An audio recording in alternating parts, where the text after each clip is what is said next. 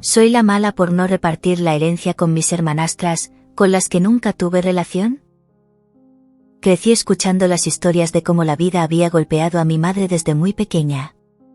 Mi madre, Lorena, perdió a sus padres siendo apenas una niña, y lo más doloroso fue que nadie en su familia quiso hacerse cargo de ella. Me ignoraron como si no existiera, solía decirme. Así comenzó su vida. De niña, pasó de una casa de acogida a otra, sin llegar a pertenecer realmente a ningún lugar. Un día formaba parte de una familia temporal, y al siguiente estaba de vuelta en el centro de menores, donde a veces se sentía más segura, aunque nunca verdaderamente cómoda. Jamás tuvo un hogar en el sentido pleno de la palabra. Me hablaba de lo que significaba aprender a depender solo de una misma desde tan joven. No es algo que le desearía a nadie, me decía con frecuencia. Pero también me contaba, con esa mirada decidida que siempre la caracterizó, que fue precisamente de esas experiencias de donde nació su inquebrantable determinación. Cuando cumplió 18 años, finalmente salió del sistema, llevando solo lo opuesto y una idea clara en mente: tenía que sobresalir, quería algo propio, y no deseaba depender de nadie. No tuvo una familia, ni apoyo, no tenía nada. No sabía si algún día querría formar una familia propia, lo único que tenía claro era su objetivo: trabajar, ahorrar y comprarse una casa, un lugar al que pudiera llamar hogar. Gracias a las experiencias laborales que había adquirido durante su tiempo en el sistema, sabía valerse por sí misma. Había aprendido a cocinar, limpiar y manejar ciertas habilidades con los ordenadores, como mecanografía y el uso de algunos programas de contabilidad. Aunque no era experta en ninguna área en particular, poseía conocimientos amplios en diversas disciplinas, lo que le permitió conseguir trabajo casi de inmediato. Comenzó desde abajo, como becaria, pero su fuerza inquebrantable la llevó a ascender poco a poco. Su determinación y el aprendizaje constante la impulsaron a construir el futuro que tanto anhelaba. Cada centavo que ganaba lo ahorraba meticulosamente, sin derrochar, con un plan claro en mente. A los 23 años, logró comprar su primera casa. Aunque tuvo que hipotecarla a 30 años, no lo hizo para vivir en ella, sino para alquilarla. Mi madre seguía trabajando duro, ahorrando todo lo posible y pagando parte de la hipoteca, mientras los inquilinos pagaban un alquiler justo, que resultó ser mayor que las cuotas mensuales del préstamo. Así dio su primer gran paso hacia el éxito. 3 años después, logró reunir el dinero necesario para comprar una segunda propiedad. Aplicó la misma estrategia, la hipotecó, la puso en alquiler y generó una nueva fuente de ingresos. Ahora tenía 3 entradas de dinero, su trabajo y las rentas de 2 propiedades. En un inicio, las hipotecas eran a 30 años, pero con esfuerzo y disciplina, logró reducir los plazos a menos de 10 años en pocos años. Así comenzó su camino hacia la estabilidad y el éxito, demostrando que con planificación, esfuerzo y perseverancia, los sueños pueden hacerse realidad. Me contaba con orgullo cómo, a los 29 años, ya había logrado convertirse en dueña de varias propiedades, 5 casas, incluyendo aquella en la que vivíamos, 3 departamentos y 5 locales comerciales. Mientras muchos de sus compañeros de trabajo gastaban sin preocuparse por el futuro, ella construía una fortuna silenciosa, basada en su dedicación y en la firme creencia de que nada le sería regalado. Todo lo que tengo me lo gané ahorrando y trabajando, solía repetirme. Sus palabras no eran una simple lección, sino un reflejo de su vida. Sin embargo, su éxito material no la definía por completo. Era mucho más que eso. Era una mujer con visión, determinación y un corazón que buscaba dar lo mejor para quienes amaba. Su éxito no era solo una cuestión de bienes, sino de principios y valores que marcaron profundamente a quienes la rodeábamos. A los 30 años, mi madre conoció a mi padre. Él era un hombre viudo, que por esas razones misteriosas que solo Dios conoce, había quedado solo con mi hermanastro, un niño pequeño de unos 6 años que apenas conoció a su madre. Mi madre, tan resuelta y autosuficiente, decidió formar una familia con él. Mi padre era un buen hombre, aunque no tenía ni de lejos la estabilidad financiera que mi madre había conseguido. Pero los dos se complementaban de una forma que ella describía como mágica. No todo en la vida es el dinero, me decía, aunque, como descubriría más tarde, tampoco estaba dispuesta a renunciar a lo que había construido. Se casaron 2 años después de conocerse, y unos meses después nací yo. Mi madre, mi padre, mi hermano y yo vivíamos juntos una vida que parecía sacada de un cuento de hadas moderno. Éramos una familia unida, sólida, casi perfecta, o al menos eso creíamos. Ojalá hubiera durado más. Sin embargo, como suele suceder, todo cambió de golpe cuando cumplí 14 años. Una mujer apareció un día en la puerta de nuestra casa, afirmando que estaba embarazada y que el padre de su hijo no era otro que mi padre. Fue como si una jarra de agua helada nos golpeara de lleno.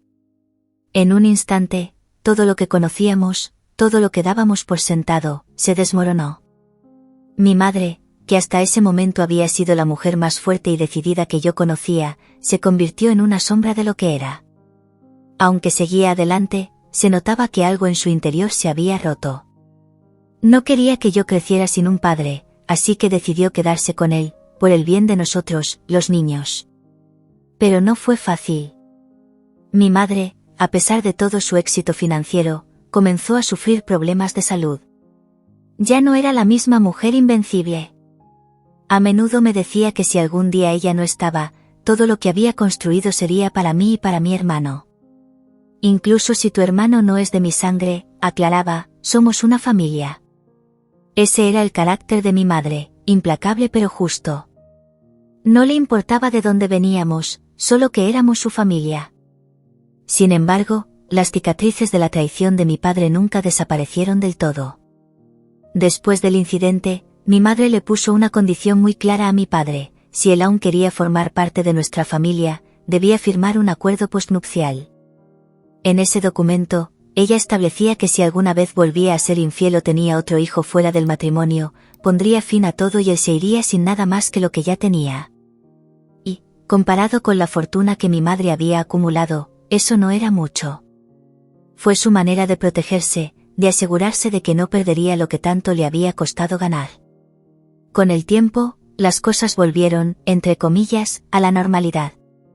Mi padre se hizo cargo de su hija, pero lo hizo solo con sus propios recursos. Era un buen hombre, un buen padre, que nunca nos descuidó ni tomó favoritismos entre nosotros, sus hijos.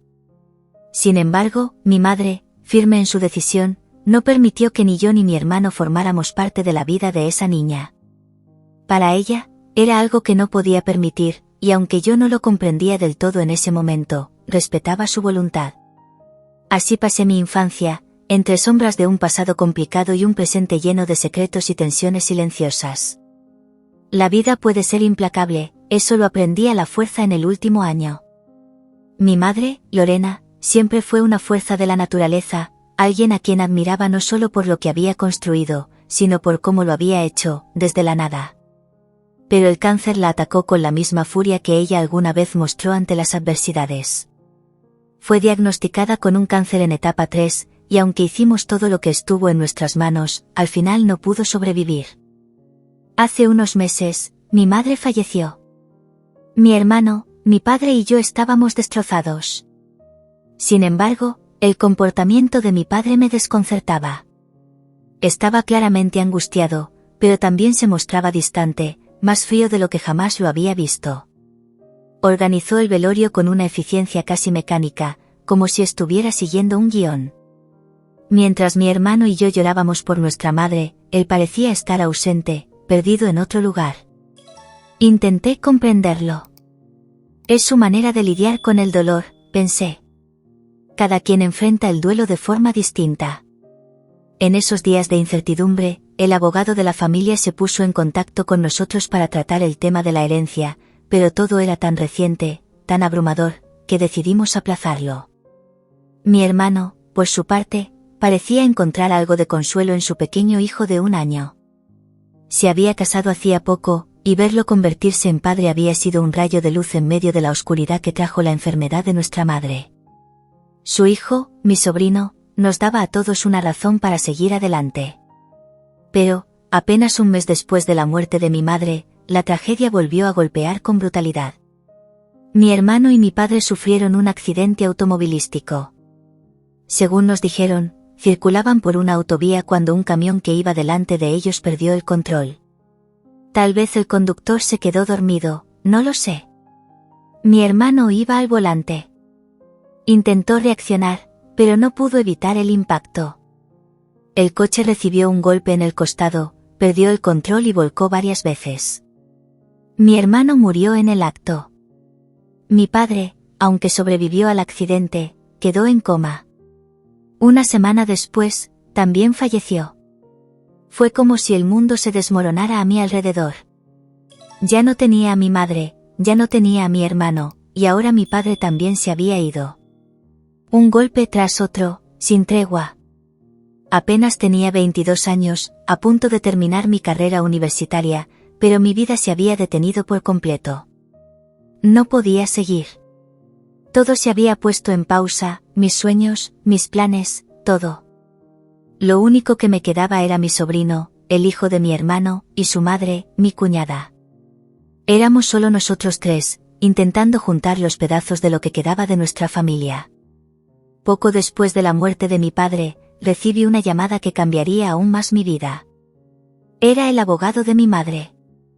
Me informó que la herencia de mi madre estaba siendo impugnada.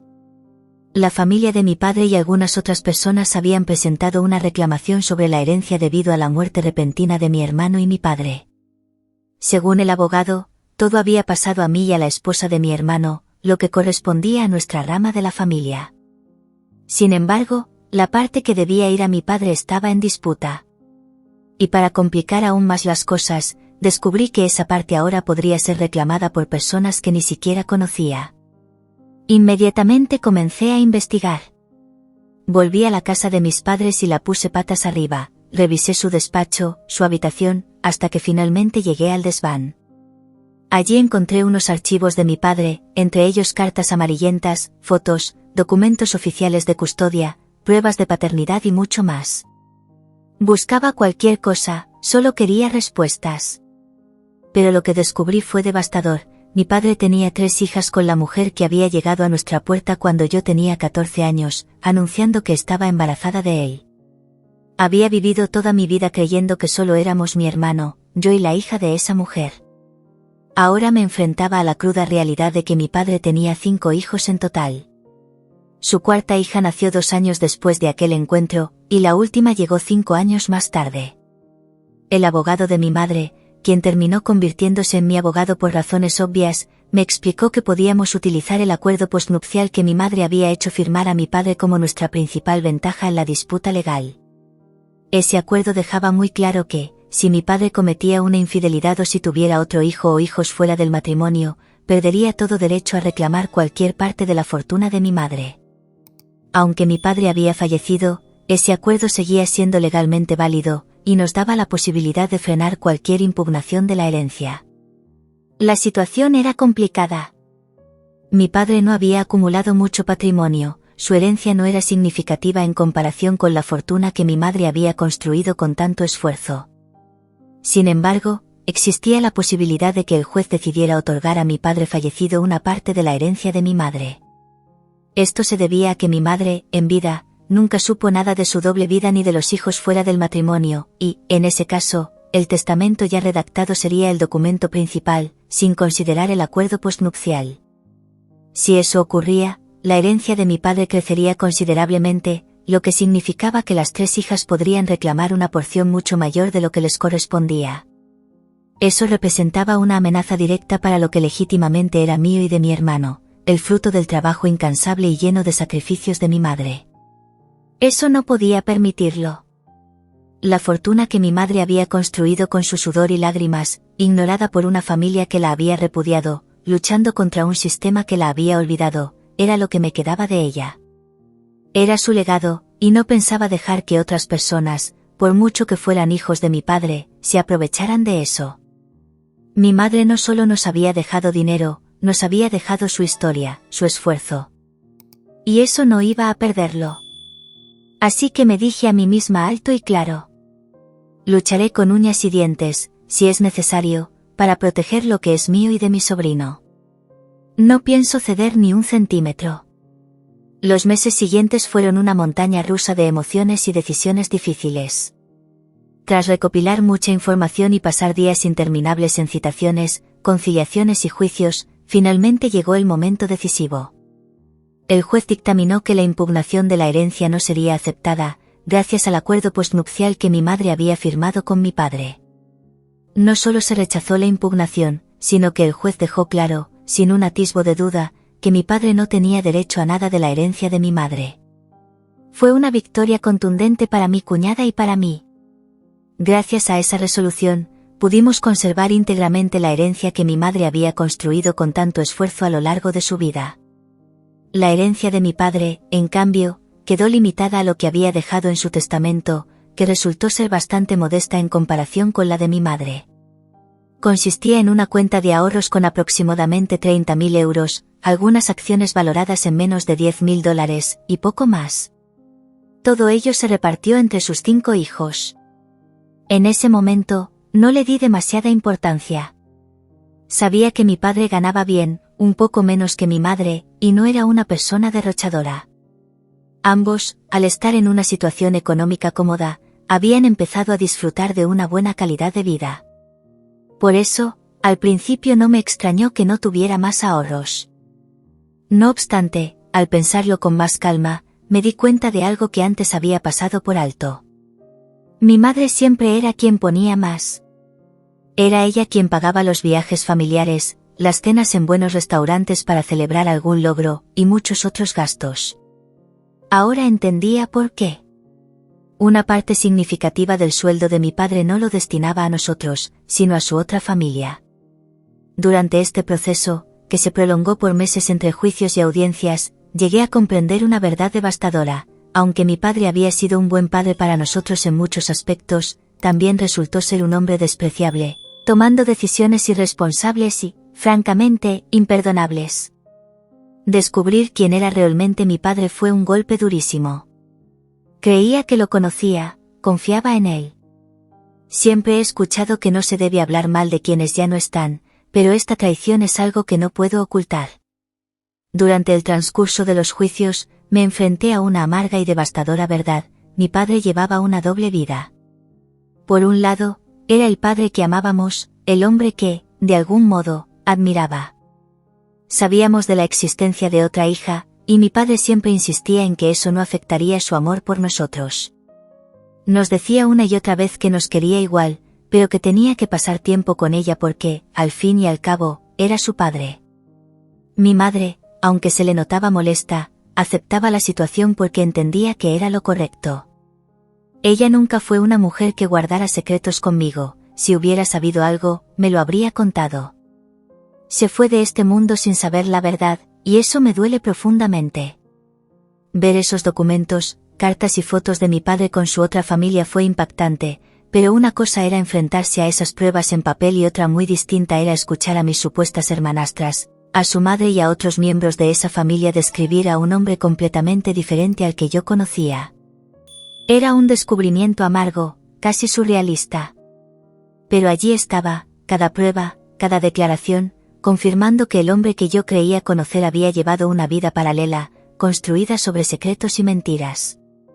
Mientras nosotros vivíamos en una aparente felicidad, él jugaba a la familia feliz con esa mujer y sus hijas.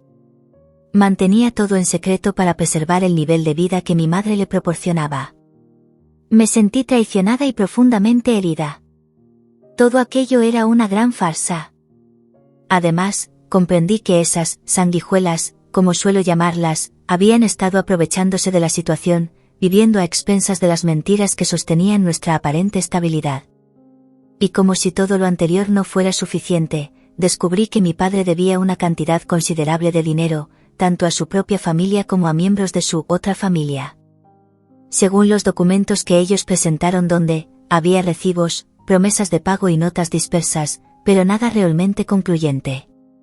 Inicialmente, la deuda parecía ser de alrededor de 80.000 euros, pero juicio tras juicio comenzaron a aparecer más gente, exigiendo sumas adicionales que triplicaban esa cantidad. Estas personas creían que, al apoyar la impugnación de la herencia en nombre de las 3 hijas de mi padre, podrían obtener algún beneficio económico. Algunos fueron aún más descarados, llegando directamente a reclamarme el dinero a mí, con la esperanza de que me hiciera cargo de sus problemas financieros. Las amenazas que empecé a recibir no fueron más que intentos vacíos de intimidación.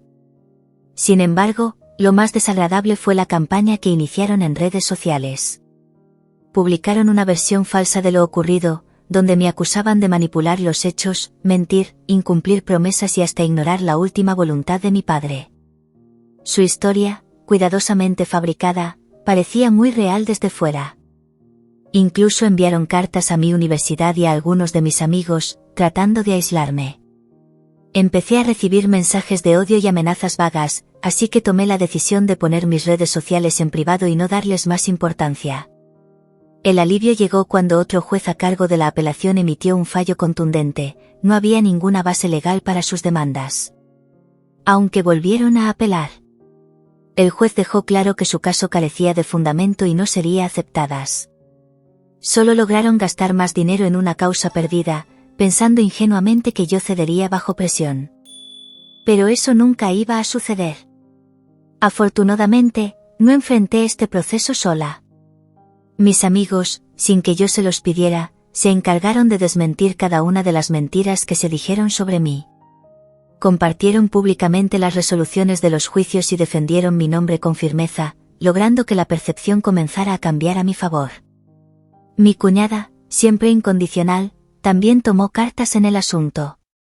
Junto con mi abogado, redactaron una orden de desistimiento en la que advertimos que, si continuaban con las calumnias, las injurias y el acoso, tanto en redes sociales como en persona, procederíamos legalmente con toda la fuerza posible. Dejamos claro que no estábamos dispuestas a tolerar más abusos. Tras enviar esa carta formal, comencé a sentir un alivio. El acoso cesó casi por completo, aunque todavía quedaban algunas personas que, convencidas de estar haciendo lo correcto, se entrometían y daban opiniones que nadie les había pedido. Con todo ese ruido finalmente silenciado, pude permitirme algo que no había hecho hasta entonces: llorar en paz por la muerte de mi madre, mi hermano y mi padre. El peso emocional de aquellos meses me había agotado por completo, y entendí que necesitaba un cambio radical. Necesitaba alejarme de aquella familia tóxica que solo traía problemas y dolor. Hablé con mi cuñada y, juntas, tomamos la decisión de empezar de nuevo, dejando atrás todo lo que nos ataba al pasado. Con el dinero que habíamos logrado conservar, suficiente para garantizar una nueva vida, no teníamos claro qué hacer con todas las propiedades, por lo que las pusimos al cuidado de un gestor de confianza. Así, nos embarcamos en una nueva aventura, nos mudamos a Alemania. Estábamos listas para dejar atrás la sombra de los conflictos y construir un futuro completamente nuevo, libre del peso del pasado. Así transcurrieron 3 años en esta nueva vida. Finalmente, he encontrado la paz que tanto anhelaba. Conocí a un hombre maravilloso, y pronto nos casaremos. Estoy esperando un hijo, y en este nuevo capítulo, tengo cerca a quienes realmente importan: mi familia. Mi cuñada y su hijo, mi futuro esposo y su familia han sido un apoyo incondicional. Juntos hemos creado un hogar lleno de amor, donde no hay lugar para la toxicidad del pasado. Aquí, en Alemania, hemos comenzado de nuevo, abrazando cada día con esperanza y gratitud. A veces, miro hacia atrás y reflexiono sobre todo lo que hemos vivido. La vida ha sido dura, pero en medio de todo el dolor, encontré una fortaleza que nunca pensé tener. Hoy, al mirar lo que hemos construido, me doy cuenta de que eso es lo que realmente importa: un presente lleno de amor, paz y propósito. El legado de mi madre permanece prácticamente intacto.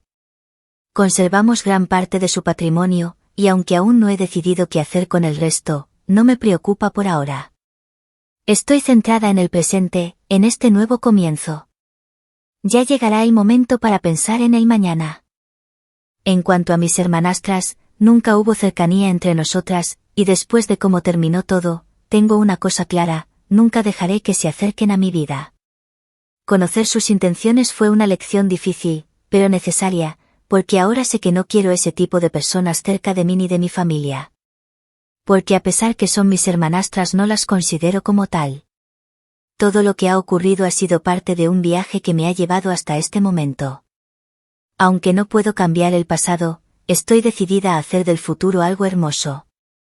Hoy, abrazo esta nueva vida con amor, fuerza y la certeza de que el futuro que estoy construyendo será digno de ser vivido. No olvides un like, un comentario y suscribirte para más historias como esta. Gracias por tu apoyo, nos vemos en el siguiente vídeo.